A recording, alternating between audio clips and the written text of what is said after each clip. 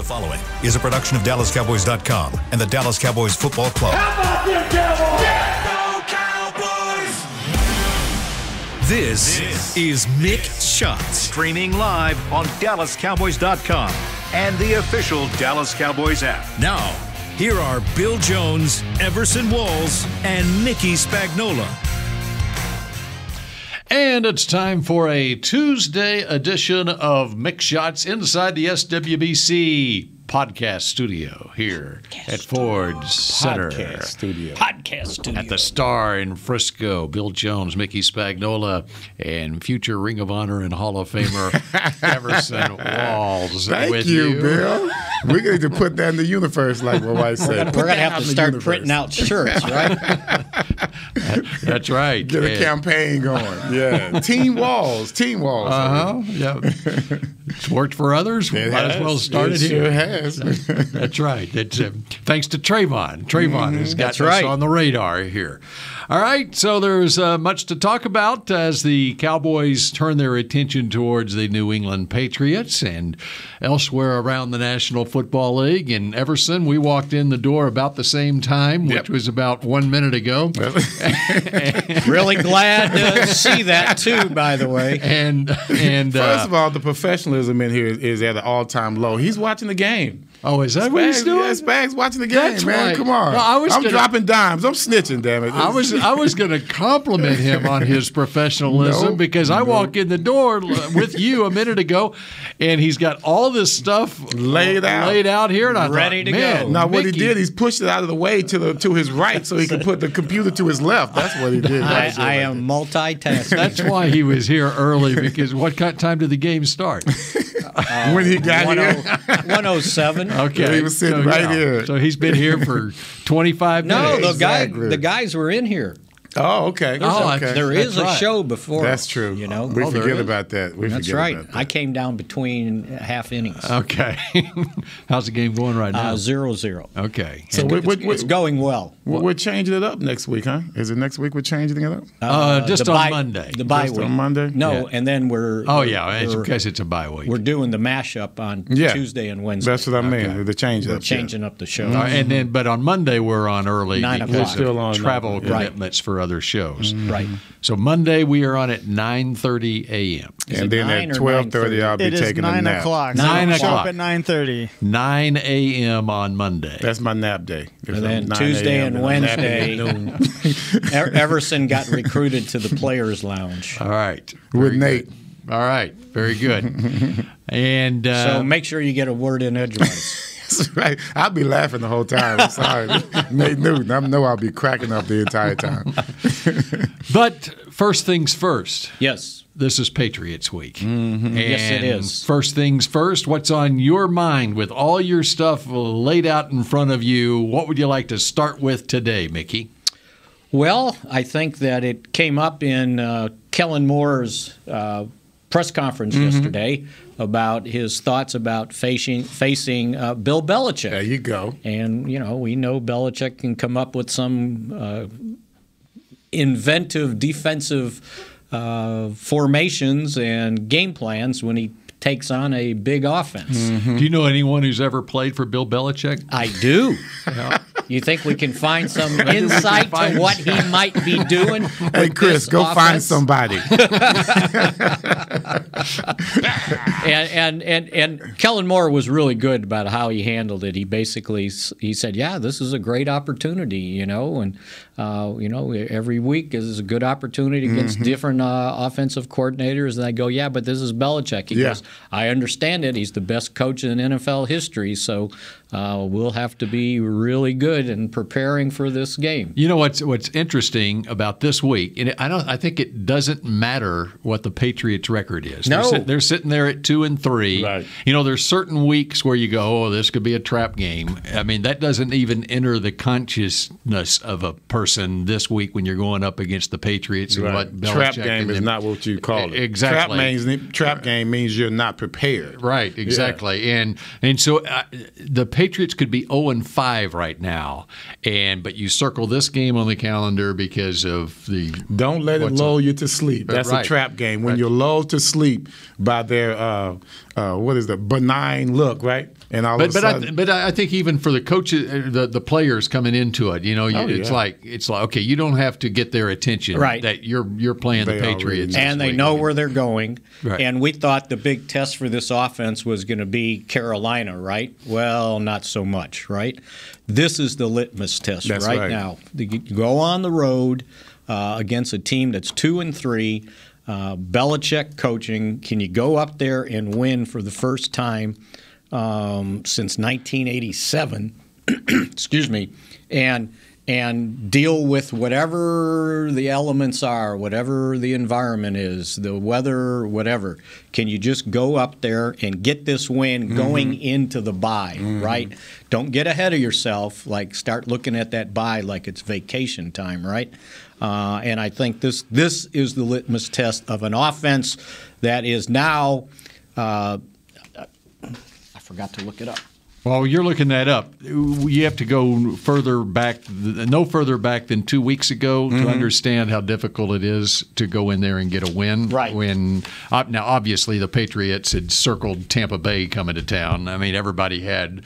But when Tom Brady and the Buccaneers playing at the level that they're playing at, even if they don't have Gronk, are going in there and winning by 2 points, right. Can barely get out of there with a win. Barely got out of there. And so you're going up there with the number one offense, meaning most yards per game, number two rushing offense, and then the only team that's rushing for more yards than you is Cleveland. Not Tennessee? No. Because they got the double barrel backs. Tennessee is third now. Okay. Yes. So, again, and you are second in average points per game and only 0.2. There are only 2 points behind Buffalo. Gotcha. Buffalo's 172. The Cowboys have scored 170.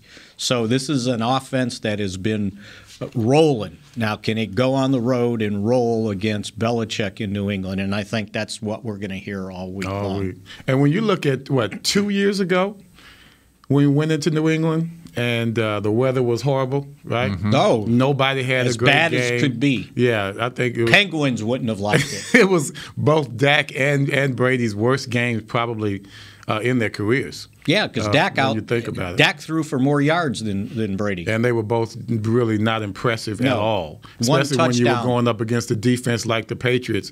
And so looking at this game, you've got not just Kellen Moore having to deal with it. We've noticed, and we spoke of how Dak Prescott's able to come up to the line, and now he's that quarterback. He's that guy that we look at now. He's that Aaron Rodgers. He's that Brady. He knows his offense back and forth. There's not many things you can do to fool him, catch him off guard. Pressure is still pressure. All of them are still human. They're still going to sometimes make some mistakes. But this will be a time to see if Dak Prescott and the Cowboys can improve from 2 years ago. And that was a 13-9 game 2 years ago. It was an ugly game. We failed in almost every effort offensively, and we weren't rolling as high as we are right now. Okay, when the beginning of last year is when Dak and the Cowboys offense was really shown that they can just really run up numbers and scores, even at the behest of their own problems that they were having and their own mistakes. But when you look at the opportunity to show, okay, this is the improvement we've made from 2 years ago. Okay, Dak can show his maturity. Kellen Moore can say, okay, I'm stepping out of the shadows now. I can handle anybody. I can handle the Tampa Bay Buccaneers. Now I can handle the New England Patriots. It's a great opportunity just on a personal level for these guys to make some moves. I mean, like I said, there was only one touchdown left. Scored in that game, and it ended up being set up by Matthew Slater, one of the best special teams player in the league. He blocked a punt, right? They get the ball at the 20, I believe it was, and he ended up throwing a 12-yard touchdown pass. That was the only touchdown. Cowboys had more yards, total yards, more yards passing, but they could not score a touchdown. The red zone, just like the red zone was a major problem 2 years ago. It was even a major problem last year. Yeah. So again, Would you like to review how the Cowboys have fared against Bill Belichick's Patriots over the last 20 years? Well, I probably can do it off the top of my head. Okay, since Belichick got to the Patriots in 2000. Mm-hmm. Well, they haven't beat them since. They played them in 2003 at New England, a 12-0 loss. So that was Parcells versus Belichick. Well, unfortunately, it was Parcells with Quincy Carter versus Belichick. It was a playoff team. The Cowboys had a playoff Yes, I team. know, which will go down as the greatest coaching job in the history of the Dallas Cowboys that season. That he got that team in the playoffs. Thank God for Marion Barber. With Quincy Carter. Thank God for Marion Barber. And Barber was after that. No, it was. It was Hambrick, wasn't it? Hambrick. Was it Hambrick? Oh, yeah. I thought Barber was on that squad. No, Barber was a couple of years later. Several years later. 05? Anyway, okay, so, and then 07 was in Dallas, and it was a 48-27 New England win. I remember that's the first time I saw Brady in person. What year was that? 07. 07. So that At was Texas only Stadium. one of 3 losses that year. You get his autograph? That's right. So there you go. Get his autograph? No, what I remember, Take a picture. What I remember about Brady in that game is I'm seeing him on the sidelines and thinking, this guy never sweats. Yeah, he always looks like he's ready to do a commercial. Yeah. It's the moose that his wife gives him. Yeah. 2011, so 4 years later, playing at New England, it was a 20-16 New England win. 2015 at AT&T Stadium, 30-6 New England. Of course, that was a year where the Cowboys lost the starting quarterback. Yeah, 2015. and benched the backup for a guy to come off the bench, Castle, that should have never done. That was horrible. Now, New England had Castle at one point. They did okay. Yeah, well, he didn't do okay. I say okay. They didn't make the playoffs, but they did go 10-6. And then most recently was 2019. The one thing, one of the things that I like about the 17-game schedule is now it just so happens that the Cowboys got matched up against the Patriots. Otherwise, it would be 2 more years. The rotation normally when you're playing a team from the other conference is you only play them every 4th year. Right. Well, now we're playing the Patriots. This moves up the calculations. Yeah, it just so happened that because of where they finished in the standings, the 17th game happens to be the Cowboys and the Patriots. And so when we say it's been since 1987 since the Cowboys have won at New England, which was an overtime game, 23-17. Belichick wasn't the coach then. Well, he wasn't, but also the Cowboys haven't played the Patriots that often. No, I understand over the course of that time. But look what happened from the beginning, though, when they started playing them in 1971. The Cowboys won every year. They won from like seven straight, was it? 6? 7 in a row from 71 through 96 over a 25-year period, 7 straight. And then they lost. And they've lost 6 in a row since then. Right. So kind of a weird series. This series goes in streaks. It gave me my 2 interceptions on Monday Night Football. I love New England. I had a great time there every time I go. So was that the 81 game? Oh, yeah.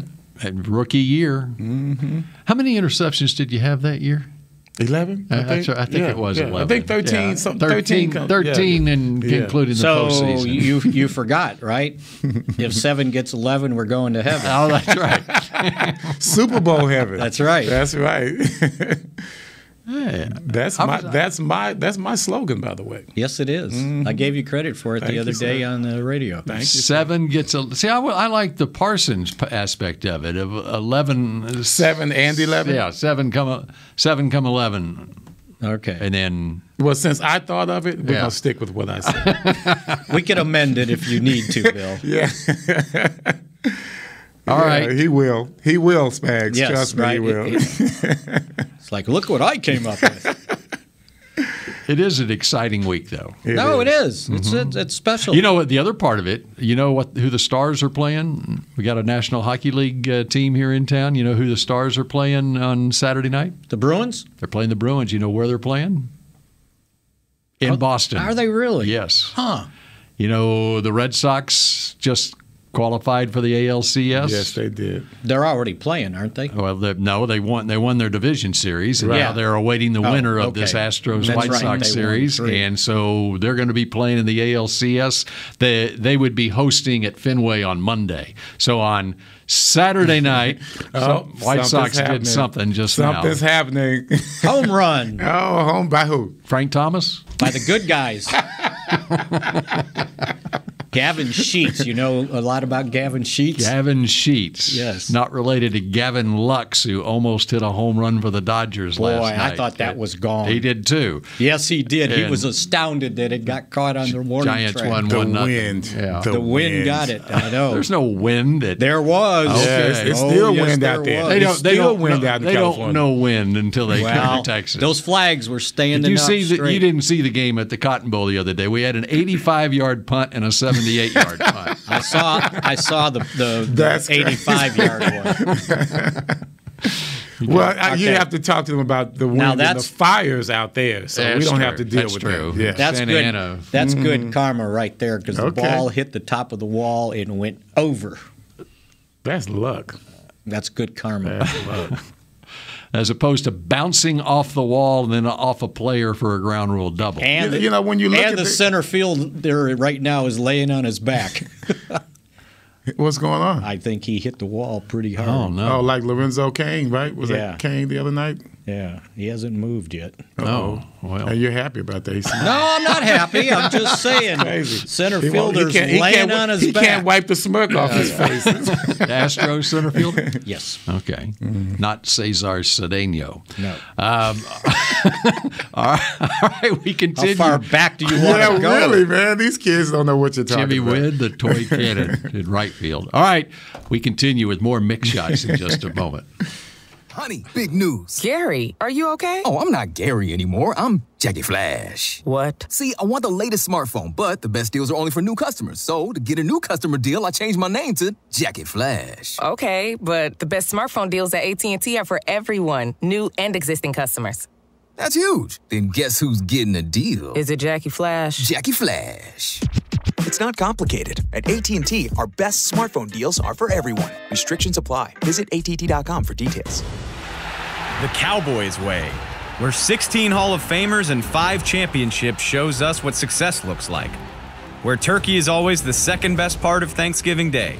Where we are all defined by one single thing, the star. Where we as fans know it's our job to keep the tradition going. Bank of America is proud to be the official bank of the Dallas Cowboys and to support the quest of living life the Cowboys way. Copyright 2020, Bank of America Corporation. Hey, Cowboys fans, ready to spice up your next watch party? Bring Yo Quiero guacamole and be the game day hero. Yo Quiero means I want, and we know you want great, fresh-tasting, ready-to-serve guacamole for your home gating and tailgating events. Made with real avocados and the perfect blend of spices, it will be the star of any party. You can find us at your local Albertsons or Tom Thumb in the deli section.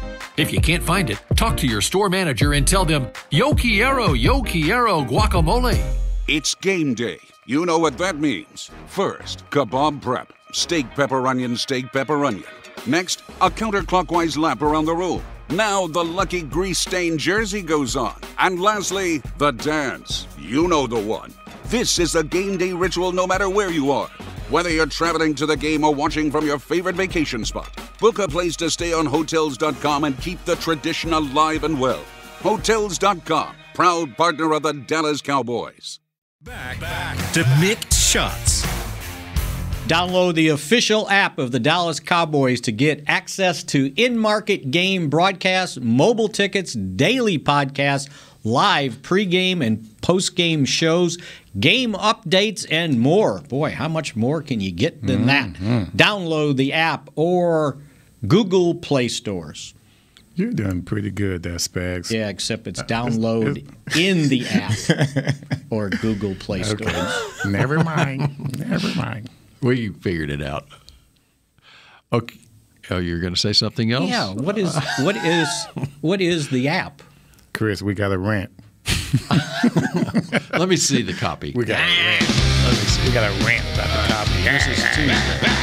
Download the official app of the Dallas Cowboys to get access to in-market game broadcasts, mobile tickets, daily podcasts like Mick Shots, live pregame and postgame shows, game updates, and more. Download in the app or Google Play stores. So where's the App Store? There is an App Store? Do you have no, he does not have a Apple phone. You don't have an Apple phone. You don't have an Apple phone? That's right. It comes back. God, that's why the text messages are green when they come back from Mickey. What, so you're not supposed to read them? You got to be alerted that they're not coming from an Apple product? You can tell he's got an Android device because the bubbles are green instead of blue. Well, what does that mean? Download in the app. There's an app store. It's like it doesn't say App Store. No, it says Mickey. It says Google download in the app or Google Play stores. So on an Apple device, you have an App Store. Well, then why didn't they say download in the App Store or Google Play? I'm videoing all of this. Hold on a second. I'm videoing every single word of this. I need to rewrite the copy, I can tell. You need to reread it. Download in the app or Google Play Store. So the App Play Store or the Google Play Store? Oh, there's not an App Play Store. There's not an App Play. It's an App Store. There's a Google Play Store. Well, then why didn't it say App Store and Google Play Store? Oh, write down App Store. I will next time. Oh, my God. What are we doing? This is the two bills, Chris. This is just like the Belichick and Parcells document. This is the two bills right here. I got it all on video. I think Miles Austin said it best when he went like this. Yeah. Okay, so to get this thing back on track, Please if you're Bill Belichick, yes, what are you doing to stop the Cowboys? Give me some sort of defensive plan. I can tell you. Okay. Well, you could talk to Mickey. Yeah. Very good, Chris is on his game. Damn, boy, that was all right. I felt like I was back in 1990 all over again. Wow. Good stuff. No, what Belichick does when he tries to get ready for especially someone that he's aware of or someone that has a lot of respect for, which would be the Cowboys offense, Kellen Moore and Dak Prescott, he's going to assign every position player to work on what affects him the most. Okay, he's going to give them a task. Okay, you look at the movement. All you do is look at the movement and what comes from all the movement that we have. Find a pattern to what's going on. You look at the pass patterns themselves, maybe of the running game itself. See what kind of blocking schemes that they use versus what we do. Not versus what everyone else do, but what we do. Sometimes he'll have you look at the different schemes against different teams, and he might change his scheme. So you're talking to us as if we're assistant as if you're coaches? Players. I'm Belichick. As if we're a players. Players. Oh. Yes, and that's why it was good for me. I came from Landry's system. I mean, we had computer paper, so I was used to studying in that manner.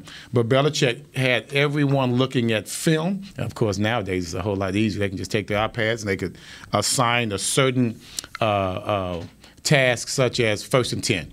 And they've got a scouting department that have those plays all lined up for them. And all you have to do is look at the patterns themselves, and you have to present that when you come back to practice, usually on that Wednesday. You have to present that to the entire class. Well, so that's how he did it with the Giants. And now so he's a head coach. If he gave you that assignment, then what are you looking at? I'm looking at the wide receivers. That's all I would be looking at. As a cornerback, I'm looking at the wide receivers. Now, if he asked me to look at it as a safety, then I'd be looking at more passing downs like 2nd and long, because that's when I was back in the back. I'd be looking at 2nd and long and 3rd downs. But if I'm at the cornerback position, all I'm looking at is what my wide receivers' patterns look like, what their splits would look like, what kind of runs, what kind of patterns they run when their split is tight versus when it's wide, combos, rub routes. You got to look at all of that stuff. So you can almost predict some of the routes by the splits? You can detect a pattern.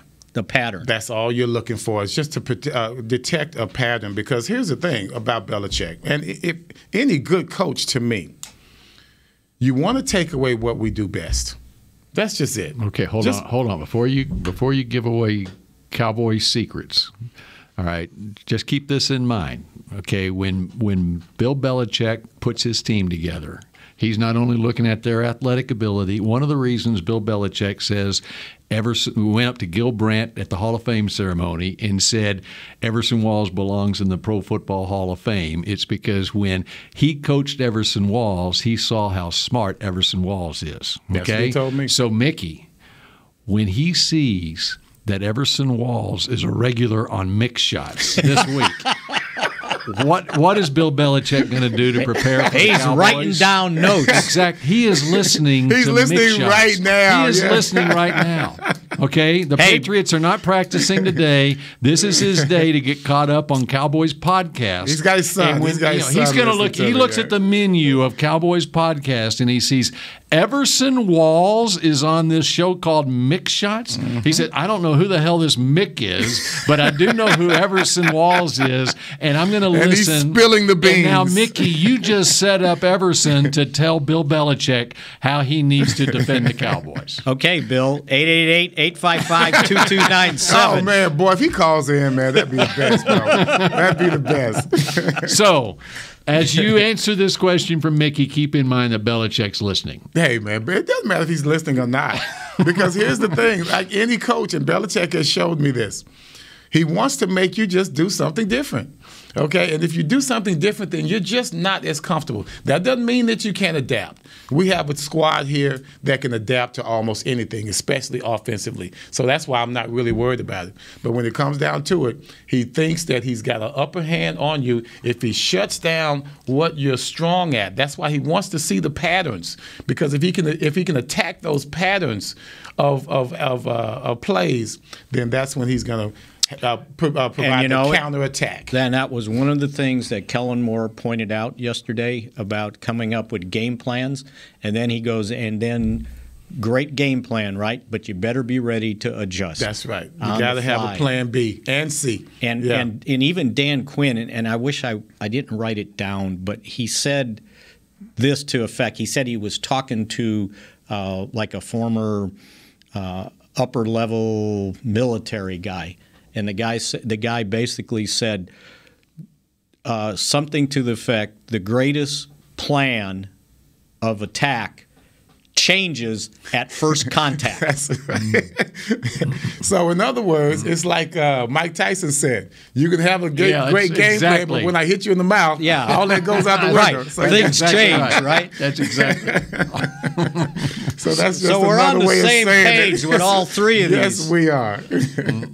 And that's the beauty of the team that Belichick puts together year in and year out. What the Patriots do year in and year out, it's their acquisition of players where they have hybrid players, and he can adjust his defense week to week. Some weeks he's primarily in a 4-3, other weeks he's a 3-4. It's a hybrid, and so he can adjust, and he's got smart players who can carry out the game plan from week to week. Here's what I saw. And I see it to this day, especially defensively. He's going to have some studs, just some straight-up studs. This is going to be that you always had your LTs, you always had your Pepper Johnsons, you always had your Linda Marshalls. Now you had your Gilmores, you had your linebacker, the Dante Hightower, all those guys.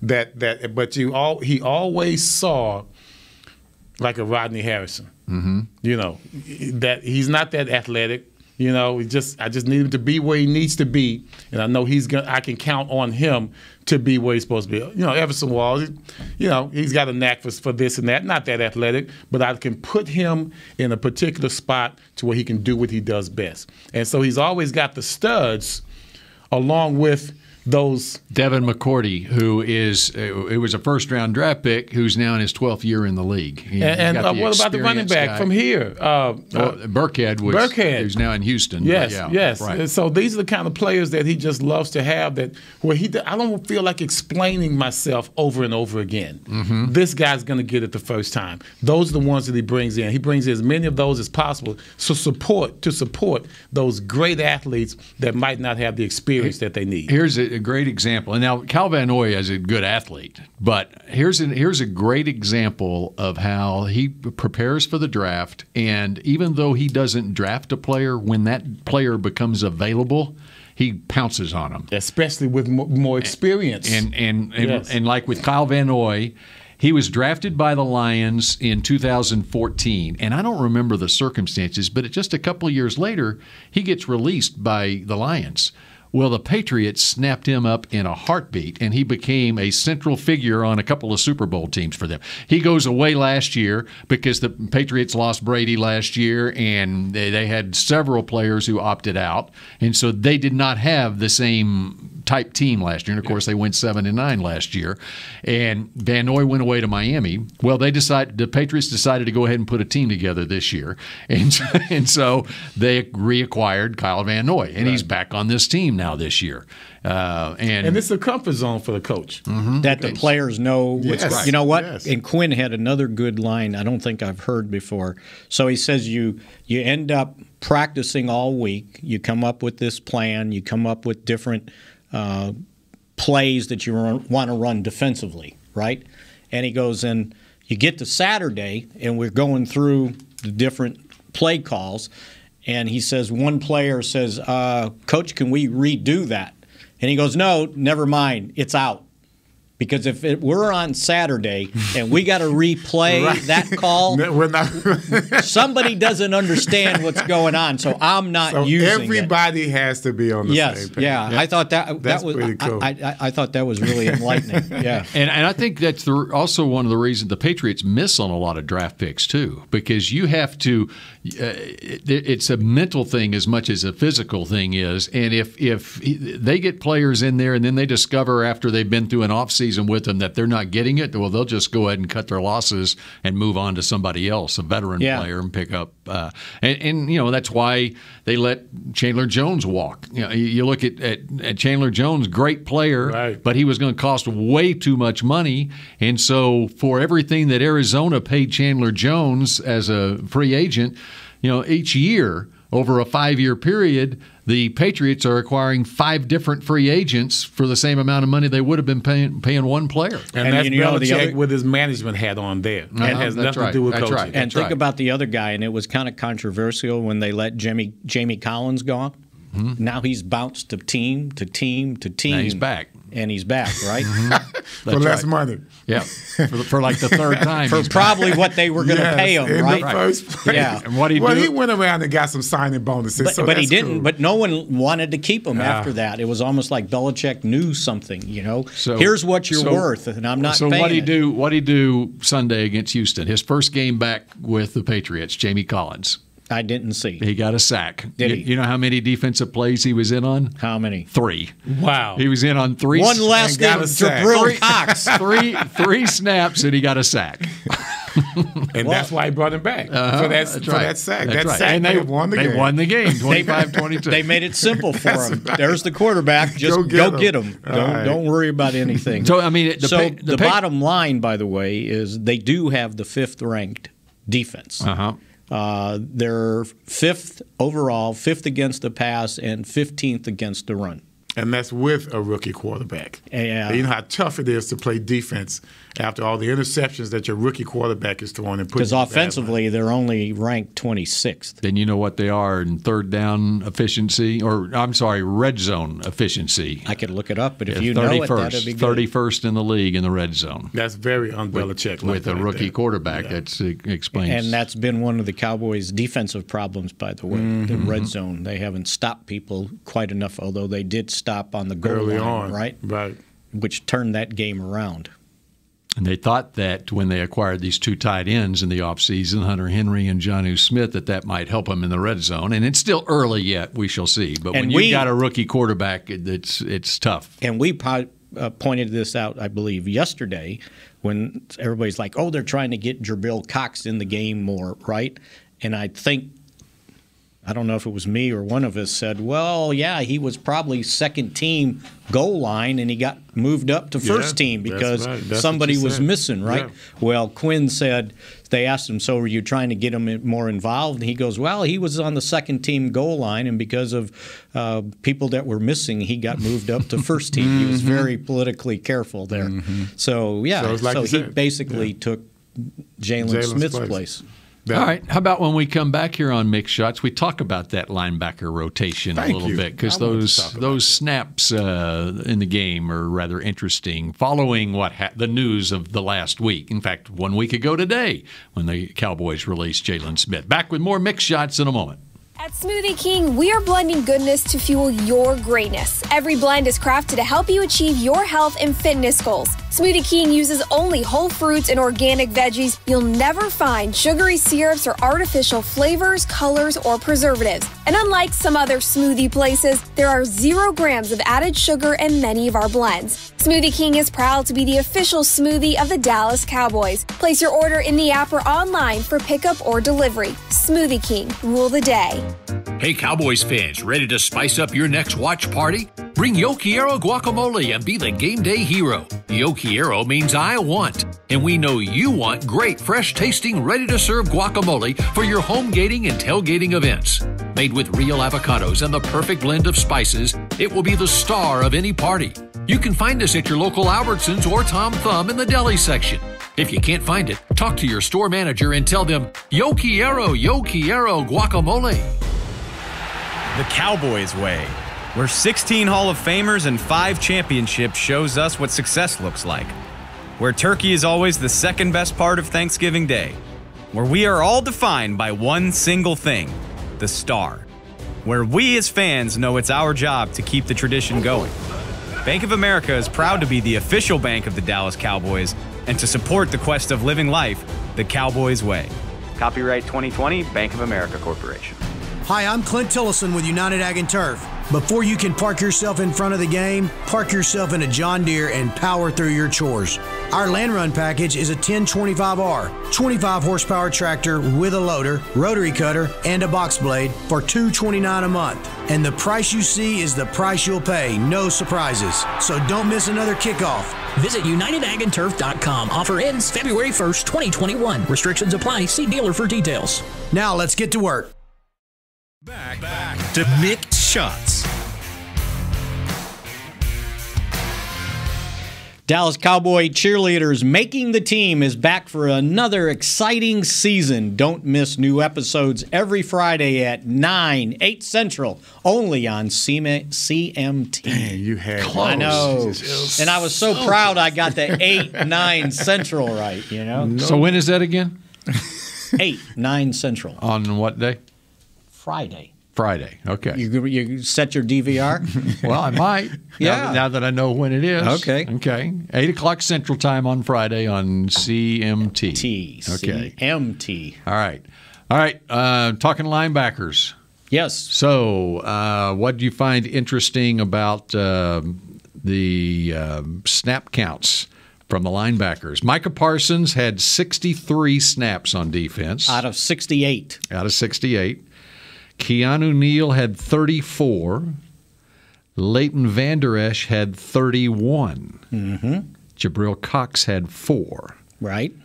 Now, Jaron Kearse, your safety who will play down in the box and in nickel situations, once again, and Jaron Kearse leading the way with 68 snaps on defense. 100%. Mm-hmm. Never came off the field defensively.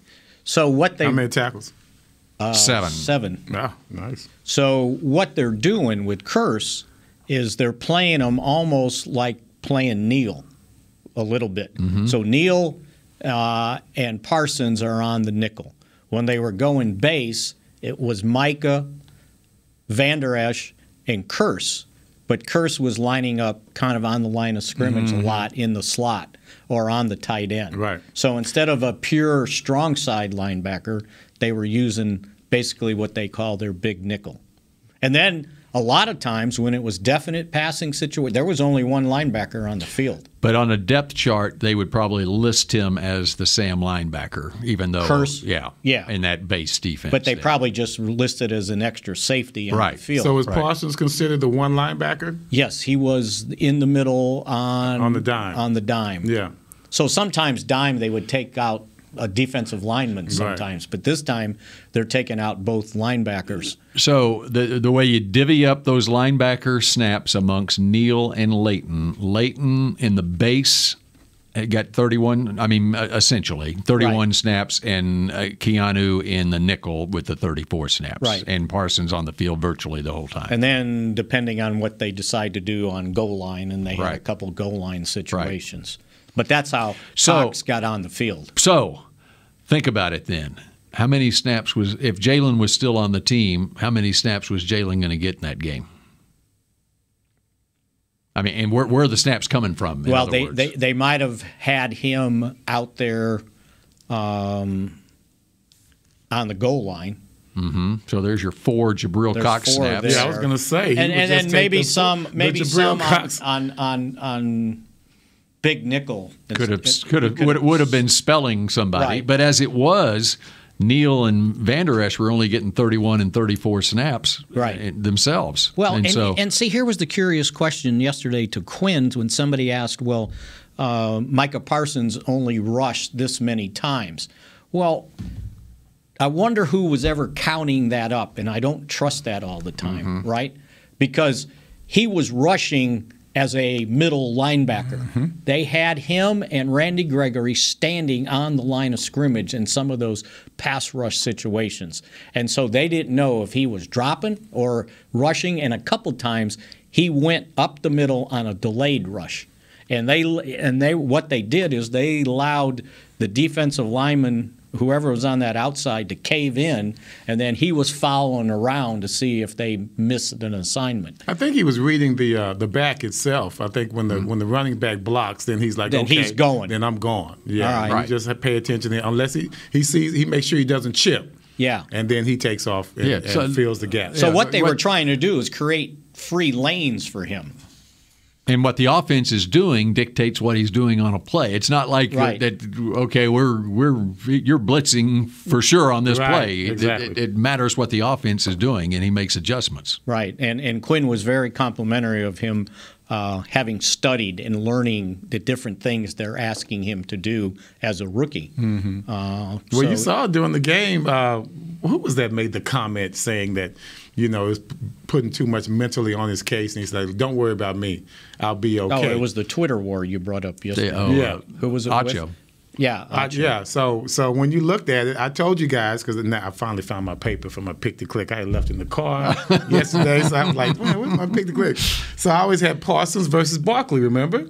That's what I had. That's right. So sure enough, when he hurt himself, first of all, they started off. I think he made the first tackle of the game on Barkley. And then they split him out. They split Barkley out wide, and they tried to isolate him on a one-on-one situation. Remember, we talked about that before the game. And so that was a good thing. Parsons, of course, didn't cover him that well, but that's when Barkley went down because he stepped on Jordan Lewis's foot. But no, Parsons was just like us. That was my pick to click too, by the way, was Parsons. That's right. Just coming up with this. And I also have Diggs with question marks down here. So once again, I'm going back over my pick to clicks. I'm trying to salvage some of my reputation. But no, Parsons had a great game. And our linebackers themselves, when you look at it, they are when the pressure gets up on the offense, when offensively we've scored and we put the opposing offense in a particular situation where they have to come back and score quickly because they know they can't keep up, it's like Quinn has a clock in his head. And he's like, okay, this is the time to dial it up. And that's when he starts putting in our host of hybrid linebackers in any package that he can think of. And that's when you start seeing Parsons lined up all over the place. You see Randy Gregory, who I still see as a linebacker. You have Randy Gregory making his moves on the outside. And they were running so many stunts and fake stunts. The offensive line just couldn't keep up for the New York Giants. To echo what you just said, that first possession, Barkley up the middle, Parsons, Odigizua with the tackle. Second play was in Jones scrambled. The tackle was made by Curse. He's already on the field, right? Next play, Barkley, left guard, Van Der Esch makes the tackle. Who had a good game, by the way. Yes. Then there was an incomplete pass. They went deep to John Ross. And then on third down, he threw incomplete to Tony, and the guy covering him at that time, Micah Parsons. Now, next possession, 3 and out. In the slot. Barkley incomplete. on a quick slant. That was the that was when he got hurt, right? Then and Parsons Booker was guarding him. He had to line up outside like a cornerback. Booker up the middle for 1 yard. It was Hooker. And then on third down, incomplete to Galladay, Diggs, and Parsons on the play. So they had to adjust to what the Cowboys were doing, right? Because of how he was playing his linebackers. And Curse, who was kind of the wild card. One of these times we're going to have an offensive coordinator like Kellen Moore that we're going to have to deal with. I think that's going to be kind of weird. I don't know if there's anybody out there. You guys know OCs better than I would. But when you look at what Kellen Moore did in the game, he came out in the first quarter with 5 wide receivers. Yeah. 5 wide receivers, and handed off to CeeDee Lamb. So if you're the Patriots, how do you prepare for that? I saw him again. He came up with McGovern was at tight end.